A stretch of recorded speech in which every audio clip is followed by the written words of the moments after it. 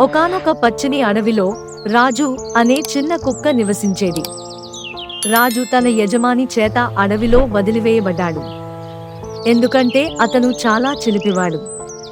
మనుషులు వచ్చినప్పుడల్లా రాజు వారి వైపు పరుగెత్తి వారి చుట్టూ ఆడుతూ మరీ ఎక్కువ శబ్దం చేసేవాడు. అతని యజమాని ఇది భరించలేక ఒకరోజు అతన్ని కారులో వేసుకుని దూరంగా తీసుకెళ్లి ఈ అడవిలో వదిలివేశాడు. మొదట్లో రాజు చాలా బాధపడ్డాడు. నేను ఏమీ తప్పు చేశాను అని అడవిలో తిరుగుతూ ఏడుస్తూ ఉండేవాడు. రాత్రిళ్ళు చల్లగా ఉండేవి, పగలు ఎండ తీవ్రంగా ఉండేది. ఆహారం వెతకడం చాలా కష్టంగా ఉండేది. కానీ రాజు ధైర్యవంతుడు. అతను నేర్చుకున్నాడు, అలవాటు పడ్డాడు. చిన్న జంతువులను వేటాడటం, వాగులో నీరు తాగటం, చెట్ల కింద నిద్రించడం నేర్చుకున్నాడు. అయినప్పటికీ రాజు చాలా ఒంటరిగా ఉండేవాడు. నాకు ఒక స్నేహితుడు ఉంటే ఎంత బాగుండేది అని ప్రతిరోజూ ఆలోచించేవాడు. ఒక వేసవి మధ్యాహ్నం రాజు ఒక పెద్ద మర్రి చెట్టు కింద విశ్రాంతి తీసుకుంటున్నాడు. ఎండ బాగా ఉంది. అతను నీడలో కూర్చుని తన బొచ్చును నాకుతున్నాడు. అకస్మాత్తుగా పైనుంచి ఒక చిన్న ఆకు అతని ముక్కు మీద పడింది. రాజు పైకి చూశాడు. చెట్టు కొమ్మల మధ్య చిట్టి అనే చిన్న పిచ్చుక కనిపించింది. చిట్టి చాలా అందంగా ఉంది, కాని ఒక రెక్క కొంచెం గాయపడి ఉంది. నమస్కారం, రాజు అన్నాడు. చిట్టి ఉలిక్కిపడింది. కుక్కలు మాట్లాడతాయని ఆమెకు తెలియదు. నీవు మాట్లాడగలవా అని ఆశ్చర్యంగా అడిగింది. అవును, రాజు నవ్వుతూ అన్నాడు.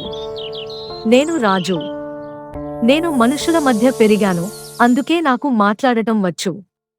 నీవు ఎవరు? నీ రెక్కకు ఏమైంది? చిట్టి కొంచెం బాధపడుతూ చెప్పింది. నేను చిట్టి. నా రెక్క గాలివానలో దెబ్బతింది. నేను నా గూటి నుంచి కింద పడిపోయాను. నా కుటుంబం నన్ను వెతుకుతూ దూరంగా వెళ్ళిపోయింది. వారు తిరిగి వస్తారని అనుకున్నాను, కాని ఆమె కళ్లలో నీళ్లు నిండాయి. రాజు ఆమె బాధను అర్థం చేసుకున్నాడు. అతను కూడా అలాగే వదిలివేయబడ్డాడు. విచారపడకు చిట్టి. నీవు కోలుకునే వరకు నేను నీతో ఉంటాను. మనం కలిసి ఆహారం వెతుకుదాం, కలిసి నివసిద్దాం. నాకు స్నేహితులు లేరు, నీకు లేరు. మనం స్నేహితులుగా ఉందాం అని ప్రతిపాదించాడు. చిట్టి ఆనందంతో ఒప్పుకుంది. రాజు తన వీపు మీద చిట్టిని కూర్చోబెట్టుకుని అడవిలో తిరగటం మొదలుపెట్టాడు. అతను చిట్టికి ఆహారం తెచ్చిపెట్టాడు. ఆమె రెక్క కోలుకునే వరకు సంరక్షించాడు. కొద్ది రోజుల్లోనే చిట్టి మళ్లీ ఎగరగలిగింది. కాని ఇప్పుడు ఆమె రాజును వదిలి వెళ్లాలని అనుకోలేదు. వారు నిజమైన స్నేహితులయ్యారు. ఒకరోజు రాజు మరియు చిట్టి అడవిలో సరదాగా తిరుగుతున్నప్పుడు దూరంగా ఒక పెద్ద ఏడుపు శబ్దం వినిపించింది. వారు ఆ శబ్దం వైపు వెళ్లారు. అక్కడ గజరాజ్ అనే పెద్ద ఏనుగు ఒక లోయలో పడిపోయి తన కాలు ఒక పెద్ద రాతికి తగిలి గాయపడి ఉంది.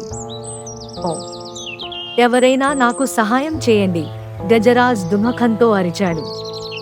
మేము మీకు సహాయం చేస్తాము, రాజు ధైర్యంగా అన్నాడు. గజరాజ్ కింద నుంచి చూసి నవ్వాడు.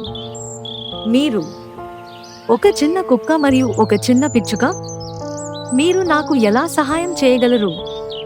నేను చాలా బరువుగా ఉన్నాను, నా కాలు చాలా నొప్పిగా ఉంది. పరిమాణం కాదు ముఖ్యం, బుద్ధి ముఖ్యం, చిట్టి చెప్పింది. ఆమె ఆకాశంలోకి ఎగిరి చుట్టుపక్కల పరిస్థితిని పరిశీలించింది. లోయ ఇటువైపు అంత లోతుగా లేదు, మరియు కొన్ని చెట్ల వేళ్లు బయటకు వచ్చి ఉన్నాయి. మీరు వాటిని పట్టుకుని పైకి ఎక్కవచ్చు అని గమనించింది. రాజు గజరాజ్ గాయాన్ని పరిశీలించాడు. నీ కాలు విరిగినట్లు లేదు, కానీ బాగా వాచి ఉంది. నేను ఔషధ మూలికలు తెస్తాను. అతను చిట్టితో తన ప్రణాళికను పంచుకున్నాడు. చిట్టి అడవి అంతా ఎగిరి ఒక ప్రత్యేక పసుపు పువ్వును కనుగొంది.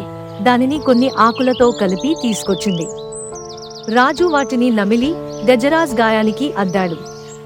తర్వాత రాజు మరియు చిట్టి గజరాజ్కు లోయ నుండి బయటకు రావడానికి మార్గాన్ని చూపించారు. కొన్ని గంటల ప్రయత్నం తర్వాత గజరాజ్ బయటకు రాగలిగాడు. మీరు నిజంగా అద్భుతమైన స్నేహితులు, గజరాజ్ కృతజ్ఞతతో అన్నాడు. నా శక్తి మరియు పరిమాణం ఉపయోగపడకపోయింది, మీ జ్ఞానం మరియు సాహసం నన్ను కాపాడాయి. నేను కూడా మీతో స్నేహం చేయవచ్చా? అప్పటి నుండి గజరాజ్ కూడా వారి బృందంలో చేరాడు. అతను వారికి ఎత్తైన చెట్ల నుండి పండ్లు తెచ్చిపెట్టేవాడు. తన వీపు మీద వారిని ఎక్కించుకుని దూర ప్రయాణాలకు తీసుకెళ్లేవాడు. కొన్ని రోజుల తర్వాత వారు నాగరాజ్ అనే తెలివైన పాముతో పరిచయం అయ్యారు. నాగరాజ్ అడవిలోని అన్ని రహస్య మార్గాలు, గుహలు మరియు ప్రత్యేక ప్రదేశాలు తెలుసు. కానీ అతను కూడా ఒంటరిగా ఉండేవాడు, ఎందుకంటే ఇతర జంతువులు అతనికి భయపడేవి. ఒకరోజు వారు చకోర్ అనే అందమైన నెమలిని కలుసుకున్నారు. చకోర్ తన అందమైన ఈకల గురించి చాలా గర్వంగా ఉండేది, కానీ ఆమెకు పాటలు పాడటం మరింత ఇష్టం. ఆమె గొంతు చాలా మధురంగా ఉండేది. ఆమె పాటలు వింటే అడవి అంతా సంతోషంతో నిండిపోయేది. చివరగా వారు అడవిలోని సింహం అడవిని కలుసుకున్నారు. అతను చాలా బలమైనవాడు, కానీ చాలా ఒంటరిగా ఉండేవాడు. ఒకప్పుడు అతను అడవి రాజు, కానీ మానవుల వేట వల్ల చాలా జంతువులు చనిపోయాయి, చాలా వలస వెళ్లిపోయాయి. అడవి అంతా ఖాళీగా, అడవి సింహం ఒంటరిగా మిగిలాడు. రాజు మరియు అతని స్నేహితులు అడవి సింహాన్ని కూడా తమ బృందంలో చేర్చుకున్నారు. వారందరూ కలిసి ఒక గుహను నివాసంగా ఎంచుకున్నారు. ప్రతి ఒక్కరి విశేష నైపుణ్యాలతో అడవిలో సంతోషంగా జీవించసాగారు. కొన్ని నెలల తర్వాత ఒక ఉదయం చిట్టి ఆందోళనతో ఎగిరి వచ్చి, మంట మంట, చుట్టుపక్కల అడవులన్నీ మంటల్లో చిక్కుకున్నాయి అని కేకలు వేసింది. రాజు తక్షణమే తన బృందాన్ని సమావేశపరిచాడు. మనం కలిసి పని చేయాలి. చిట్టి, నువ్వు ఆకాశం నుండి పరిస్థితిని గమనించి సురక్షిత మార్గాలను చెప్పు. గజరాజ్, నువ్వు నీ తొండంతో నీటిని తెచ్చి మంటలను ఆర్పు. నాగరాజ్, నువ్వు నీ రహస్య మార్గాల గుండా చిన్న జంతువులను సురక్షిత ప్రదేశాలకు నడిపించు. చకోర్, నీ పాటలతో అడవి జంతువులను హెచ్చరించు మరియు నీ రెక్కలతో గాలిని సృష్టించి మంటలను తగ్గించు. అడవి, నువ్వు నీ గర్జనతో అందరికీ హెచ్చరికలు ఇవ్వు మరియు పెద్ద జంతువులను మార్గనిర్దేశం చేయి.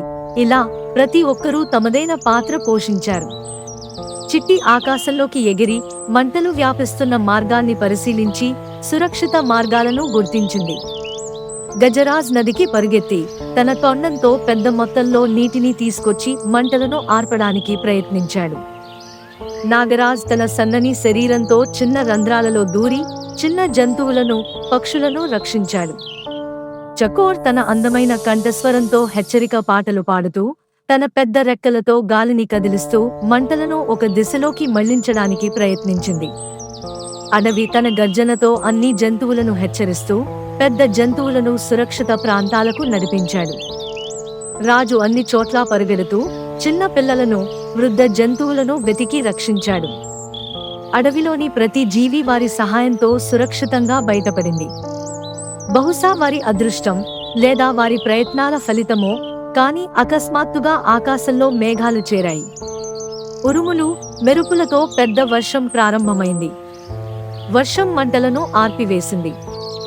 మంటలు ఆరిపోయిన తర్వాత అడవిలోని అన్ని జంతువులు మరియు పక్షులు ఒక పెద్ద మైదానంలో సమావేశమయ్యాయి. అక్కడ అడవిలోని పెద్ద జంతువు, ఒక వృద్ధ ఏనుగు మహాగజ, మాట్లాడసాగింది.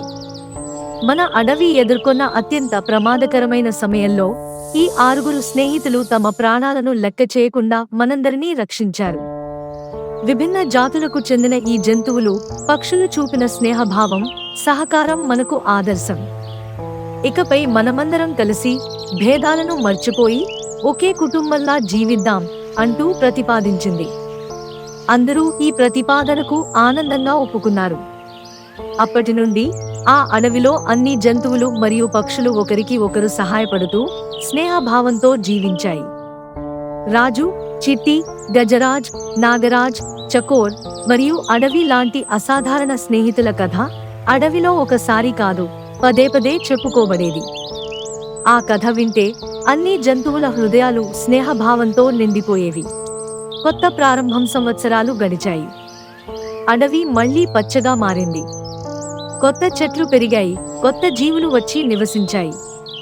రాజు మరియు అతని స్నేహితులు వృద్ధాప్యంలోకి అడుగుపెట్టారు. ఒకరోజు ఒక చిన్న మానవ బాలుడు అడవిలోకి ప్రవేశించాడు. అతనితో పాటు ఒక చిన్న కుక్కపిల్ల ఉంది. ఆ కుక్కపిల్ల చాలా చిలిపిగా ఉంది, రాజులా. ఈ అడవి చాలా అందంగా ఉంది కదా? బాలుడు తన కుక్కపిల్లతో మాట్లాడాడు. నీకు ఇక్కడ నచ్చుతుంది. ఇక్కడ మనం ప్రతిరోజూ ఆడుకుందాం. కానీ రాత్రికి మనం ఇంటికి వెళ్తాం. రాజు ఆ దృశ్యాన్ని దూరం నుంచి చూస్తూ ఒక ఆలోచనతో నవ్వాడు. చూడు, అతను చిట్టితో అన్నాడు. ఒకప్పుడు నన్ను వదిలివేసిన మానవులు ఇప్పుడు తమ పిల్లలను మా అడవికి ఆడుకోవడానికి తీసుకొస్తున్నారు. అడవిలోని సౌందర్యాన్ని వారు ఇప్పుడు గుర్తించారు. అవును, చిట్టి అంగీకరించింది. మానవులు కూడా మార్చుకోగలరు.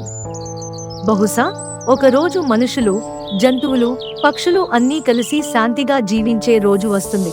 రాజు కళ్ళు మూసుకుని సూర్యుని వెచ్చని కిరణాలను ఆస్వాదిస్తూ ఆ ఆలోచనతో సంతోషించాడు.